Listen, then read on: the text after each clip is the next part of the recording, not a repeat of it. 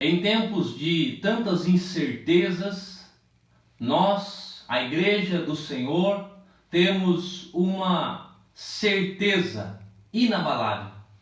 Temos a certeza da nossa salvação.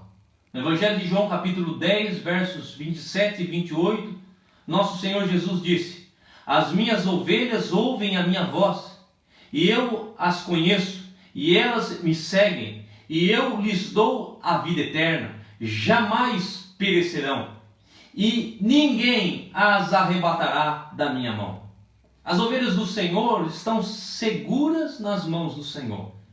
E segundo as suas próprias palavras, não há possibilidade de que elas pereçam. A salvação é do início ao fim obra de Deus. Porque se não fosse assim, nós não poderíamos afirmar que somos salvos pela graça.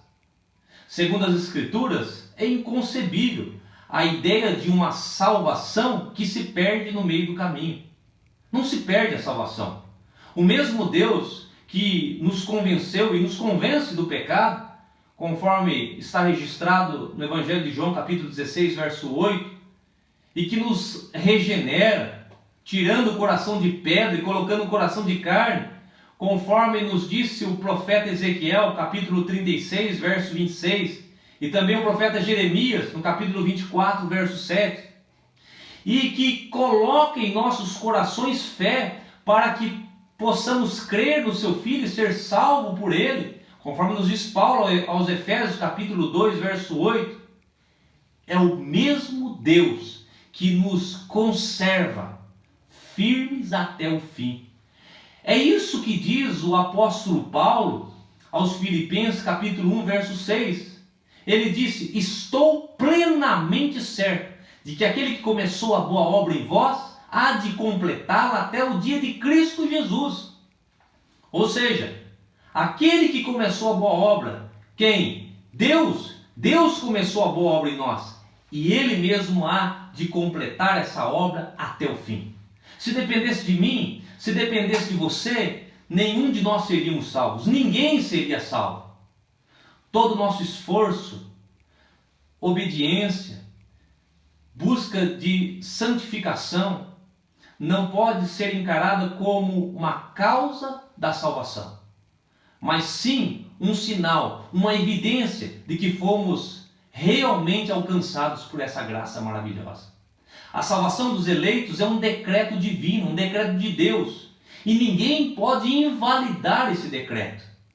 É o próprio Deus que nos amou antes da fundação do mundo, amou os seus eleitos e deu o seu Filho para morrer em favor deles, para que eles fossem salvos.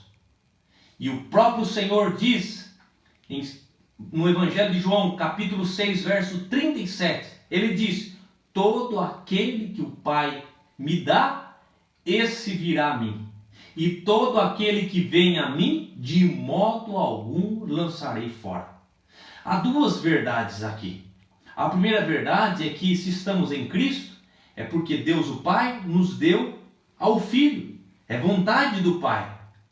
A segunda verdade é que o Filho jamais nos lançará fora.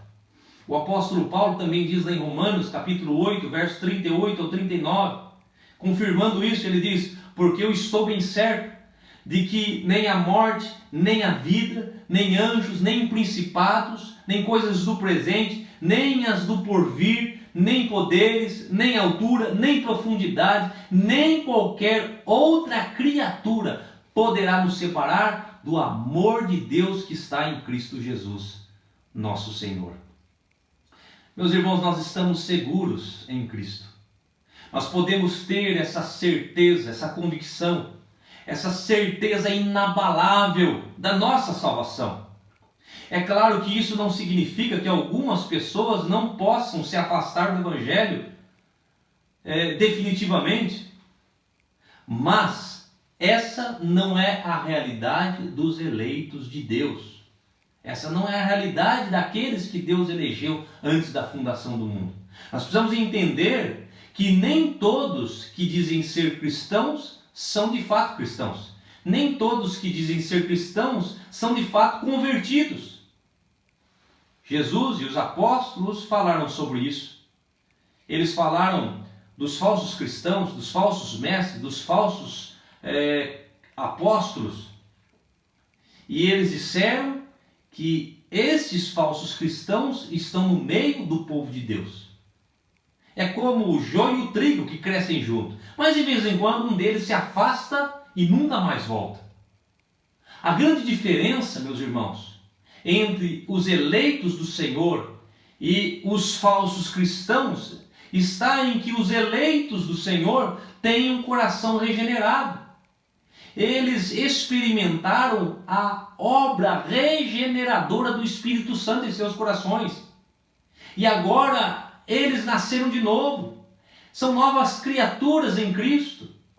Enquanto que o não eleito, ele não tem o coração regenerado. Por isso que ele se afasta. Os irmãos se lembram de Pedro e de Judas? Qual foi a diferença de um para com o outro? Pedro se arrependeu. Judas não se arrependeu. A grande diferença entre um eleito e um não eleito, entre um salvo e um não salvo, é que aquele que é eleito pelo Senhor, ele se arrepende. Seu coração foi transformado. Quando ele peca, ele se humilha diante do Senhor porque reconhece que entristeceu o Espírito do Senhor. Enquanto que o não regenerado, ele permanece como está. Ele pode até mesmo se afastar. Mas isso não significa que ele perdeu a salvação. Na verdade, ele nunca foi salvo. Nós, os salvos em Cristo, nós que reconhecemos a obra regeneradora do Espírito Santo em nossas vidas, nós temos a certeza da nossa salvação. Que Deus abençoe a sua vida. Amém.